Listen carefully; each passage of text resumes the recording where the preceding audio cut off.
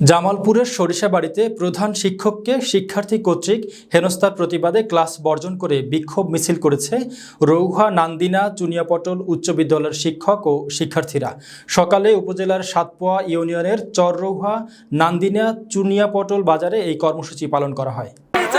স্থানীয় সূত্রে জানা যায়, আরএনসি উচ্চ বিদ্যালয়ের প্রধান শিক্ষক রফিকুল ইসলাম বিদ্যালয়ের দশম শ্রেণীর শিক্ষার্থী ইউসুফ আলীর লেখাপড়া ও আচরণগত সমস্যার কারণে তার অভিভাবকদের ডেকে পাঠান।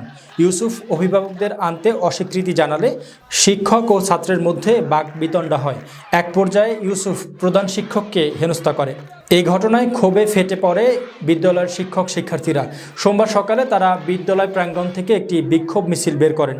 মিছিলটি রৌহা বাজারে প্রধান সড়ক প্রদক্ষিণ করে চৌরাস্তার মোড়ে গিয়ে মানববন্ধনে অংশ নেয়।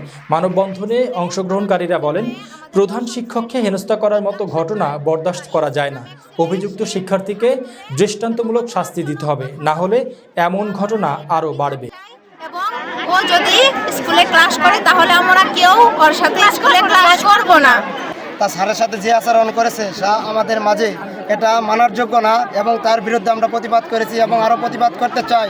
তাকে রেড টিসি দিয়ে স্কুল থেকে বিদায় দিয়ে তাকে স্কুল থেকে বিদায় জানায়। আমি তোমাদের দাবির সাথে একমত হয়ে ঘোষণা করছি যে এই অপরাধ করছে ভবিষ্যতে যাতে তার দৃষ্টান্তমূলক শাস্তির দেখে অন্যরা এই কাজ করতে না পারে, সেই অ্যাসিউরেন্স তোমাদের দিচ্ছি।